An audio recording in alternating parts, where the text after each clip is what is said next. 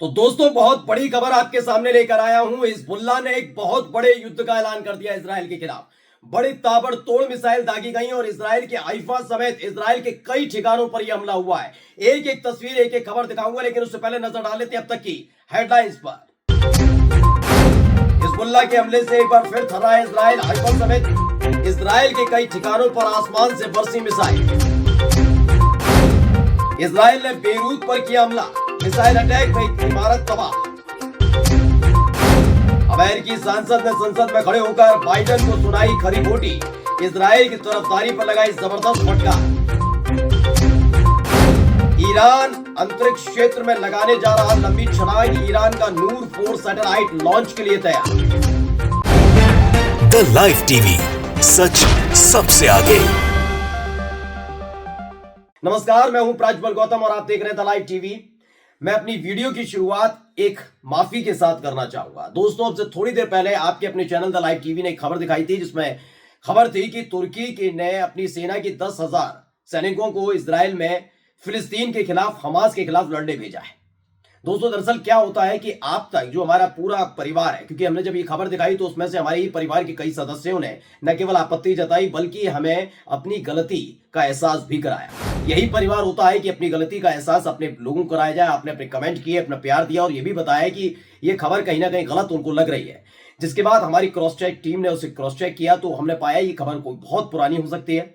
अभी इसकी पुष्टि हम नहीं करते, लेकिन हाँ, क्या होता है ना दोस्तों कि आप तक तथ्यात्मक, अच्छी और सच्ची खबरों के साथ साथ जल्दी खबरें पहुंचाने की दौड़ होती है। हमारी पूरी टीम दिन भर इसी में लगी रहती है, तो इस जल्दबाजी में कभी कभी ऐसा हो जाता है। एक बार फिर से अपने तमाम द लाइव टीवी के सम्मानित सदस्यों से मैं माफी मांगता हूं अपनी पूरी टीम की तरफ से ऐसी खबर। दोस्तों, अब एक बेहद जरूरी बात शेयर मार्केट से जुड़ी, जहां पैसा निवेश कर अच्छे रिटर्न का सपना हर कोई देखता है और यह सपना पूरा करने का दावा यूनिवर्स्ट ऐप की तरफ से किया गया है, जो सेबी से रजिस्टर्ड ऐप है, जहां एक्सपीरियंस्ड और सर्टिफाइड एक्सपर्ट्स खुद रिसर्च करके आपको बेहतर स्टॉक्स की जानकारी देते हैं। साथ ही बताते हैं कि पैसा कैसे और किस कंपनी के शेयर पर लगाना है, कब लगाना है और कब निकालना है। यूनिवर्स्ट ऐप का दावा है कि उन्होंने किर्लोस्कर न्यूमेटिक कंपनी के शेयर खरीदने की सलाह दी थी, जिससे पैसा लगाने वालों को सिर्फ 4 दिनों में 10% का रिटर्न मिला। इसी तरह फ्यूचर ट्रेडिंग में इन्होंने नेशनल एल्यूमिनियम को सजेस्ट किया था और इससे एक ही दिन में 10,000 रुपए पर लॉट का प्रॉफिट मिला। इन्होंने ऑप्शन में निफ्टी मिड कैप का डेटा भी सामने रखा, जहां एक ही दिन में 100% से ज्यादा का रिटर्न दर्ज किया गया। यूनिवर्स्ट ऐप आपको 5 फ्री ट्रेड करने का मौका देता है, यानी आपको फायदा हो जाए तभी यूनिवर्स्ट के पेड प्लान को चुने। इसके पेड प्लान लगभग फ्री हैं, क्योंकि एक महीने की कीमत महज 183 रुपए से शुरू होकर 367 रुपए पर मंथ तक जाती है, यानी टॉप प्लान भी बस 7 रुपए डे के अंतर का है। और हाँ, इस वीडियो के डिस्क्रिप्शन या पिन कमेंट में दिए गए लिंक के थ्रू इस एप्लीकेशन को डाउनलोड करने पर आपको 80% का डिस्काउंट भी मिल सकता है। और आइए अब बात करते हैं अगली खबर की, सबसे महत्वपूर्ण खबर, क्योंकि हिजबुल्लाह ने एक बड़ा हमला किया है। खबर क्या है, पहले वीडियो के साथ देखते चलिएगा। ताबड़तोड़ हमले की खबर है, पहले प्रेस टीवी की इस खबर को पढ़िए। हिजबुल्लाह ने तेल अवीव, हाइफा में इजरायली सैन्य ठिकानों पर हमला किया। ये बड़ी खबर निकल कर आई प्रेस टीवी की तरफ से। उसके बाद ताबड़तोड़ एक के बाद एक वीडियोस देखते जाइएगा। ये वीडियो देखिए। हिजबुल्लाह के जो लड़ाका संगठन है ये, उसने दक्षिणी सीमा पर मारकावा शहर के आसपास इजरायली सैन्य ठिकानों को निशाना बनाया। ये हिजबुल्लाह की तरफ से बताया भी गया कि हाँ, हमने ये निशाना बनाया है। ये देखिए, ये पूरी वीडियो आप देखिएगा किस तरह से इस पूरी वीडियो में दर्शाया गया है। हमले की एक एक तस्वीर को हिजबुल्लाह की तरफ से जारी किया गया। अब अगली खबर जो मैं आपको दिखाने जा रहा हूं, उसको लेकर भी दावा किया गया है। क्या कई वीडियोस है उसमें, जिसमें दिखा रहा हूं। देखिए, उत्तरी इजराइल के किरियत क्षेत्र में कई हमले हुए, जिसमें हिजबुल्लाह ने काफी बड़े हमले किए हैं, दावा किया गया। एक के बाद एक वीडियोस आप देख सकते हैं। ये देखिए वीडियोस। इस वीडियोस को लेकर हिजबुल्लाह ने न केवल वीडियोस जारी किए हैं, शहर से उठता हुआ धुआं, कहीं तबाही के आलम, किस तरीके से वहां बिखरी पड़ी हैं चीजें, बहुत सारी चीजें एक एक करके वीडियोस में आपको दिखाता जा रहा हूं। जो दावे हैं वो पढ़ता जा रहा हूं, जिससे आपके सामने ये वीडियोस रहे। मैं लगातार इसलिए आपको वीडियोस दिखा रहा हूं क्योंकि हिजबुल्लाह का ये अपने आप में 3 से 4 दिन के भीतर बहुत बड़ा हमला है। इससे पहले याद होगा कि ताबड़तोड़ 22 ठिकानों पर 250 से ज्यादा मिसाइल दागी थी, और जिसकी पुष्टि किसी और ने नहीं, इजराइल की मीडिया ने की थी। और उसके बाद या तकरीबन 72 घंटे के भीतर यह दूसरा बड़ा हमला किया गया है। यानी एक हमला आप देखिए अपने ही इलाके में इजरायली सैनिक को ठिकाना बनाने के लिए किया, दूसरा ये। और अब देखिए, लेबनान से दागे गए, दावा है इस वीडियो के जरिए कि लेबनान से दागे गए रॉकेट की बौछार के बाद जो इजराइल है उसके हाइफा के पास कई इलाकों को निशाना बनाया गया है। हर तरफ आप धुआं धुआं धुआं देख सकते हैं, धमाके की आवाजें सुन सकते हैं। ये वीडियोस ताबड़तोड़ निकलकर वहां से आई हैं। एक और वीडियो कैसे हाइफा में गिरा, ये उस वक्त की है जब अचानक से रॉकेट वहां पर अटैक हुआ, रॉकेट एक एक करके गिरने लगे। देखिए, इसे लेकर दावा किया गया है कुछ देर पहले इजराइल के हाइफा के आसपास रॉकेट गिरने के विजुअल्स हैं जो आपके सामने आपका चैनल द लाइव टीवी रख रहा है कि किस तरीके से रॉकेट्स गिरे हैं। इसके बाद एक और है कि जैसे ही ये रॉकेट गिरा उसके बाद उसी स्थान से वहीं जगह दिखाई गई है जब उत्तरी इलाके में फिलिस्तीन के पास के हाइफा में एक रॉकेट गिरा था। रॉकेट गिरने के बाद एक और रॉकेट गिरा, एक के बाद एक। अभी ये साबित पूरी खुलकर नहीं आ पाया है पिछली बार की तरह कितने रॉकेट से हमला किया गया है। पिछली बार 250 से ज्यादा रॉकेट दागे गए थे हिजबुल्लाह की तरफ से हाइफा समेत तेल अवीव के आसपास कई इलाकों में दागे गए थे, और इस बार भी कुछ ऐसा है। फिर क्या हुआ, पहले आवाज सुनिएगा, गौर से सुनिएगा क्या हुआ।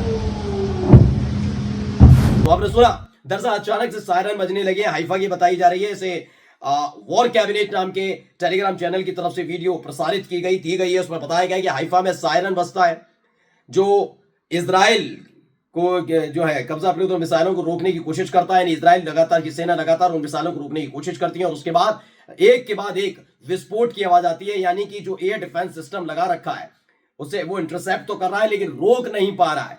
इंटरसेप्ट करके सायरन तो बजते हैं लेकिन उससे कोई मिसाइल नहीं निकलती, और इसी वजह से हिजबुल्लाह की मिसाइल अपने जो लक्ष्य है उसकी तरफ बढ़ती है और वहां बड़ा धमाका हो रहा है। अब कहां कहां हुआ है जरा पढ़ते जाइए। हाइफा, किरियतयम दक्षिण में, लेबनान में दक्षिण में। अल मायदीन के जो संवाददाता उन्होंने बताया इजराइल के जो लड़ाकू विमान है उन्होंने कफर हमाम शहर पर हमला किया। यह बताया किरियत हैम लेबनान से उत्तरी हाइफा की ओर एक मिसाइल की गोलीबारी की गई। इसी में आगे बताए किरियत बालेक, किरियत मुज़्ज़िन, किरियत अता, बहुत अलग अलग जगह का दावा किया गया ये मिसाइलें गिराई गई हैं। हाइफा और उसके आसपास धमाके सुने गए। क्रियोट में सायरन बज रहा था। हाइफा और क्रियोट में बताया गया कि जो इजराइल वाला इलाका है उत्तरी इजराइल, वहां कई अलग अलग जगह से रॉकेट से हमले किए गए। कई एम्बुलेंस की टीमें वहां पर पहुंची हैं। क्रियोट जो इलाका है वहां पर भी रॉकेट गिरा है। जो इजराइल का मीडिया है उसका भी दावा है कि हाइफा में 5 धमाके सुने गए। अभी तक तो ये 5 धमाके का जिक्र कर रहा है, लेकिन जिस तरह की तस्वीर, जिस तरह का वीडियो निकल कर आया है, इससे साबित होता है 5 से ज्यादा इनकी तादाद रही होगी। बहुत भारी तादाद में हिजबुल्लाह ने अकेले एक शहर हाइफा पर यह हमला बोला है। और देखिए एक और वीडियो जो वॉर कैबिनेट है अपने टेलीग्राम चैनल पर डाली है, इसको जरा गौर से देखिए। इसे ये एलियट है, एलियट में कुछ देर पहले किस तरह के हालात थे उसको इस वीडियो के जरिए दिखाया गया है। एक एक तस्वीर दोस्तों मैं इसलिए दिखा रहा हूं क्योंकि तथ्यात्मक तौर पर आप ये समझ सकें कि इजराइल जो अभी थोड़े दिन पहले तक हिजबुल्लाह के साथ, लेबनान के साथ समझौता करने की कोशिश कर रहा था, लेकिन नए रक्षा मंत्री के आने के बाद उनका ऐलान वो किसी तरह का सीज फायर, किसी तरह का समझौता लेबनान के साथ, हिजबुल्लाह के साथ नहीं करेंगे। और उसके बाद अचानक से हिजबुल्लाह का ये अटैक। एक और खबर है, क्या है ये, इजराइल के विमान ने कुछ दिन पहले खान यूनुस में बीर जैनोन और अल शेर के आसपास जो कृषि भूमि होती है ना, फार्मर लैंड होती है, तो ये वीडियो भी वहां से निकल कर आई थी। ये हमला बताया गया इजराइल की तरफ से किया गया था उस इलाके में। और उसके बाद अभी तो मैंने आपको हिजबुल्लाह का अटैक दिखाया, अब आपको लेकर चलता हूं कि बेरूत में क्या हुआ, क्योंकि बेरूत में भी इजराइल की तरफ हमला किया गया, लेकिन वो उतना बड़ा हमला नहीं बताया जा रहा। क्या कहा जा रहा है देखिए, इस वीडियो को पहले देखिए। प्रेस टीवी की तरफ से वीडियो आया जिसमें दावा किया गया है कि दक्षिणी बेरूत के तायोनेह पर इजरायली हमले के बाद जो कुछ हुआ वो सब कुछ इस कैमरे में रिकॉर्ड हुआ और उसकी वीडियो सामने रखी गई कि कैसे दक्षिणी बेरूत पर हमला किया गया इजराइल की तरफ से। ये देखिए, इसमें भी बताया कि कुछ देर पहले जो इजरायली वायुसेना है उसकी एक मिसाइल ने लेबनान की राजधानी बेरूत के तायोनेह में एक जो रिहायशी इमारत होती है उस पर हमला किया, जिसे ध्वस्त कर दिया। ये उस वक्त की वीडियो है। अब आते हैं असली खबर पर। एक वीडियो है, पहले वो वीडियो देख लीजिए। और इस वीडियो को मैं क्यों दिखा रहा हूं बताता हूं। दरअसल पहले हिजबुल्लाह ने इजराइल पर अटैक किया। इजराइल पर जो अटैक किया उसकी एक एक तस्वीर और वीडियो मैंने दिखाई। फिर दावा हुआ कि इजराइल ने लेबनान पर हमला किया है, बेरूत पर। लेकिन जो आमिर सराफाती हैं वो उन्होंने इस वीडियो को अपने जो चैनल है या फिर अपना जो सोशल मीडिया हैंडल है उस पर अपलोड करते समय एक चीज लिखी। क्या लिखा? हिजबुल्लाह ने वास्तव में हमास की मदद की। इसने बेरूत को गजा जैसा बना दिया। ये दावा किया जा रहा है कि बेरूत के हालात गाजा जैसे बना दिए गए हैं, लेकिन ये अपने देश के बारे में नहीं बता रहे कि हाइफा को कैसा बना दिया गया है।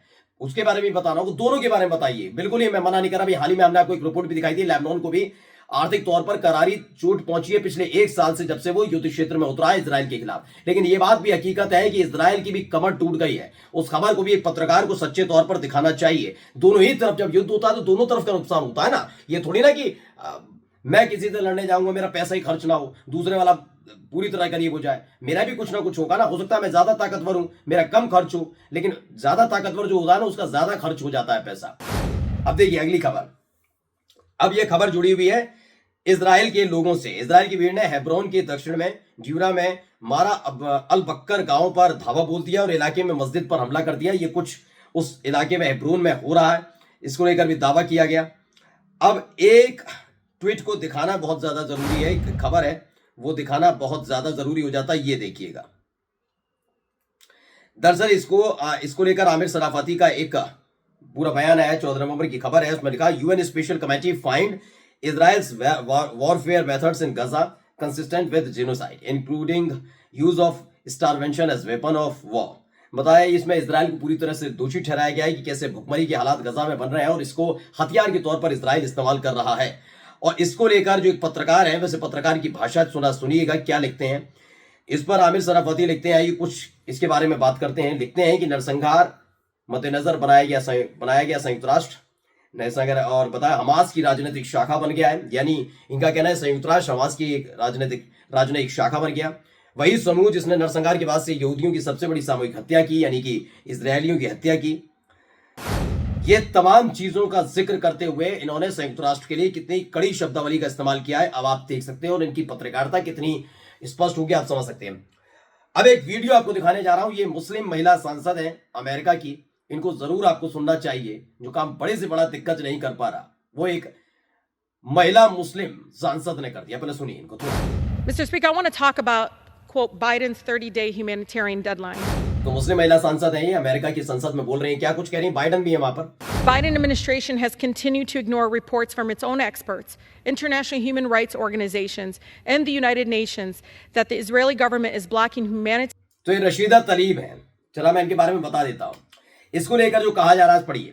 इसमें लिखा है कि अमेरिकी मानवीय सहायता को रोकने वाला कोई भी देश अमेरिकी हथियार प्राप्त नहीं कर सकता। जबकि आपको याद होगा ट्रंप का भी एक बयान आया कि जब वो गद्दी नशी होंगे, यानी कि जब वो सत्तासीन होंगे, जब सिंहासन पर बैठेंगे, राष्ट्रपति पद की शपथ लेंगे, तो जितने भी रोड़े अटके हुए हैं इजराइल के लिए हथियार सप्लाई करने के लिए जो देरी हो रही है उसको पूरी तरह साफ कर देंगे। तेज रफ्तार से इजराइल में हथियारों की सप्लाई होगी। लेकिन ये बाइडन के समय में जो संघर्ष पूरा शुरू हुआ, जो उनका रुख रहा अमेरिका का, उसको लेकर अमेरिका की मुस्लिम महिला सांसद हैं रशीदा तलीब ने कहा है कि अमेरिका की मानवीय सहायता जो गजा पहुंचना चाहती है और इजराइल उसे रोक रहा है, ऐसे में यकीन मानकर चलिए किसी भी कीमत पर ऐसे देश को यानी इजराइल को किसी भी तरह की सहायता अमेरिका नहीं करता। ये अमेरिका का अपना नियम सिद्धांत है, लेकिन इन दिनों टूट रहा है वो नियम सिद्धांत। क्या कहती हैं? गजा में इजरायली नरसंहार के लिए समर्थन जारी रख। अमेरिकी कानून का पालन करने में बाइडन प्रशासन की नाकामी हुई है और इसी को संबोधित करते नजर आई रशीदा तलीब, जिसने बहुत सुर्खियां बटोरी हैं कि कैसे अपने देश के राष्ट्रीय अध्यक्ष की आंखों में आंखें डालकर इन्होंने ये बात कही है। अब एक महत्वपूर्ण खबर, पहले थोड़ी सी वीडियो देखिए आप। इस वीडियो के बारे में बताता भी चलता हूं, वीडियो देखते चलिए और बताता हूं। इसको लेकर दावा है कि नूर 4 सैटेलाइट है, IRGC एरोस्पेस फोर्स द्वारा लॉन्च के लिए तैयार है। इसकी कई महत्वपूर्ण चीजें हैं, जैसे पृथ्वी की सतह पर से 500 किलोमीटर की ऊंचाई पर 5 मीटर रेजोल्यूशन के साथ छवियों कैप्चर करने की क्षमता है। सिग्नल बड़ा जबरदस्त है, सेंसर को उपयोग कर सकता है, बहुत सारी चीजें हैं। ये मतलब एक और बड़ा कदम ईरान की तरफ से तकनीक के मामले में और अंतरिक्ष के मामले में किया गया। अब एक इजराइल की मंत्री हैं, उनका एक बयान आया। उन्होंने कहा भूमि पर यानी कि जमीन पर राष्ट्रीय अधिकार पूरी तरह से इजराइल के लोगों का है। उनका कहना है फिलिस्तीनियों के पास जमीन और मतदान के अधिकार समेत राष्ट्रीय अधिकार होने ही नहीं चाहिए। जबकि संयुक्त राष्ट्र कुछ और कहता है और इजराइल की मंत्री क्या कहती हैं, जरा आपने इस बारे में सुना भी। अब एक रिपोर्ट आई प्रेस टीवी की तरफ से जिसमें दावा किया गया वेस्ट बैंक पर कब्जा करने के लिए इजराइल का लगातार दबाव पड़ रहा है और उसकी ये पूरी रामल्ला से नाका हमीद की रिपोर्ट है जिसको लेकर ये दावा किया गया। और आखिरी खबर जो दिखा रहा हूं जो तुर्की से रिलेटेड है। तुर्की के व्यापार मंत्री का कहना है कि ब्रिक्स, ये प्रेस टीवी खबर है कि ब्रिक्स तुर्की को भागीदार का दर्जा प्रदान करता है, यानी तुर्की ब्रिक्स का हिस्सा बन चुका है। एक बड़ी खबर ये भी निकलकर सामने आई। नमस्कार। द लाइव टीवी, सच सबसे आगे।